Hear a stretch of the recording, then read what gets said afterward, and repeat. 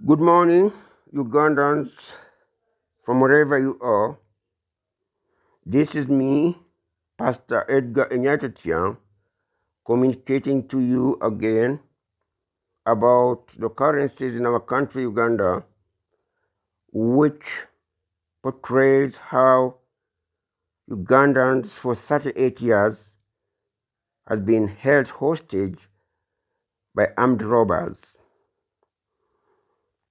These armed robbers, led by Museveni, after losing the election in 1980, decided to rebel and fight a legitimately elected government of President Apollo Obote of the Uganda People's Congress.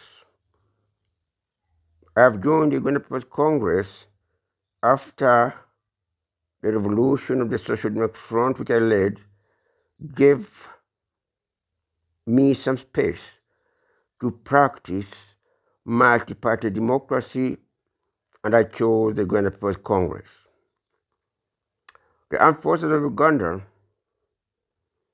many times are trying to prove they're being professional, but hindered by the whims of Mr. Museveni and his cronies.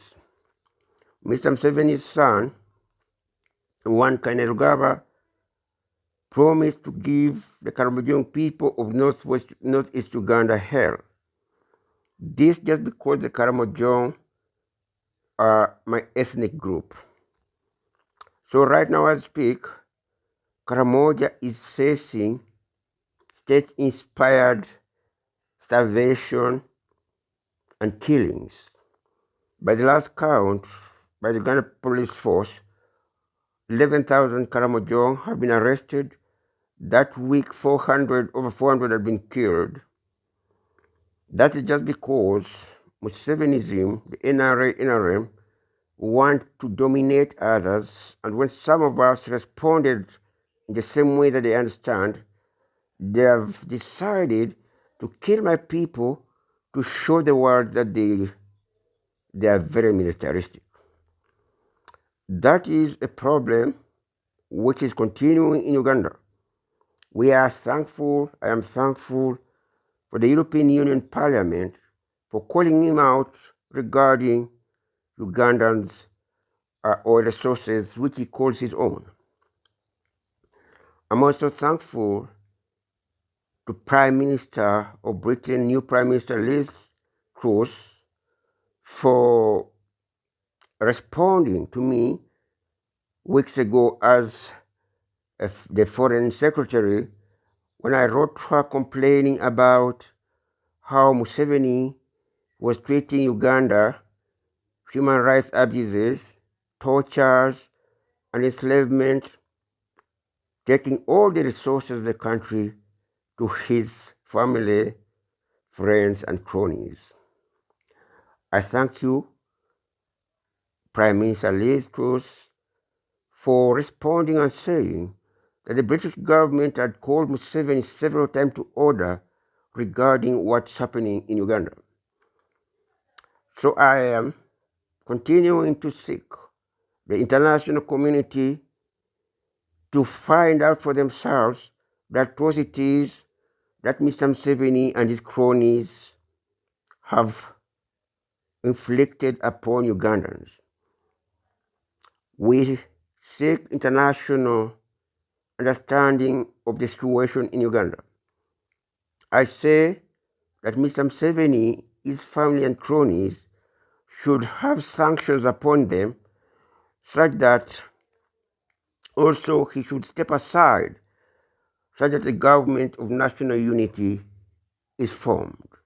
Uganda is facing anarchical forces that are related to necromancy and witchcraft, that even Europe has had an experience like that with people like Joan of Arc, who was burnt because of the cruelty that necromantic forces bring. We have many of them in Uganda. We seek support from the United Nations, from the major powers, the G7, Russia, China,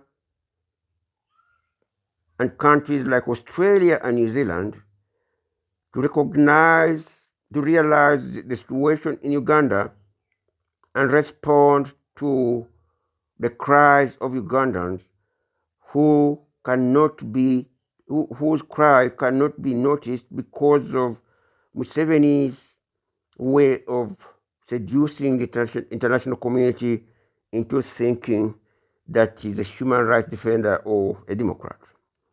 Mr. Museveni is nothing but an armed robber who has held our country hostage for 38 years, and now he's preparing his son to take over from him. Something that is unacceptable, that will only take Uganda to war. Even now, the armed forces are barely holding because the forces of necromancy and Museveni's way of operating linguistically or ethnically, which is dividing the armed forces, forces loyal to me and those others loyal to him, which is dangerous. So we seek the international community to put sanctions on Mr. Museveni and his government. Mr. Museveni is worse than any African despot we've ever had. He's a tribalist.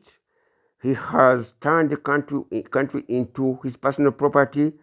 He doesn't care about ethnic groups that are not from his side. That has caused us problems that we are barely surviving.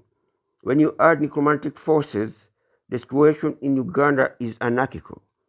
We cannot continue like this.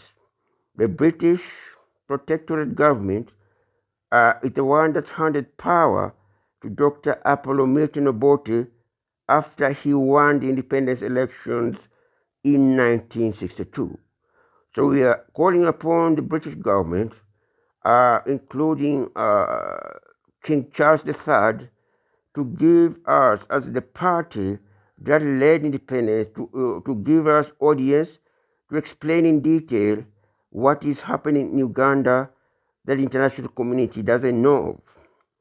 Things like education exclusion by privatizing schools such that the children of poor people, farmers, cannot get to university, cannot be known outside Uganda. These ethnic groups, Uganda has over 21 tribes. And for 38 years, one man has decided to take advantage of everyone else. We ask the government of Great Britain to respond to us. I've already written to Prime Minister Liz Truss asking her for a meeting. The Uganda People's Congress is the party that the protectorate government handed to authority over Uganda. So we want to come back to you and explain why we need you to call out Museveni more vehemently through sanctions.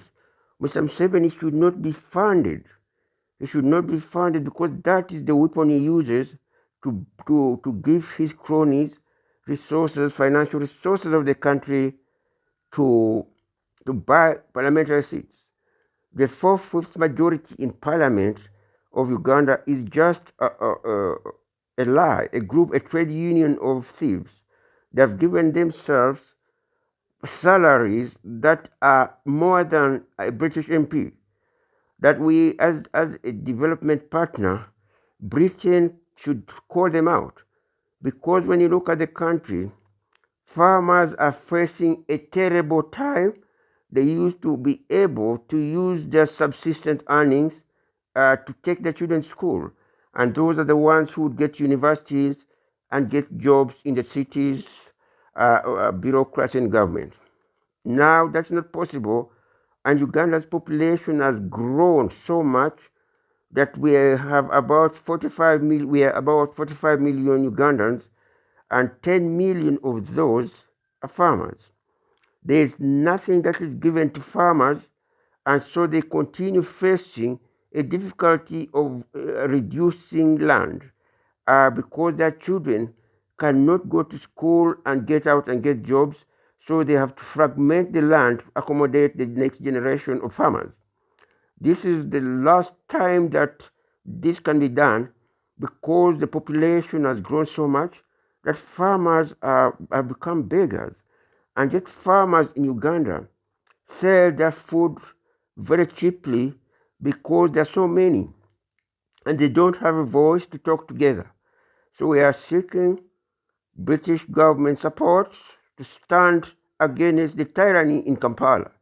Thank you very much and God bless you. Thank you.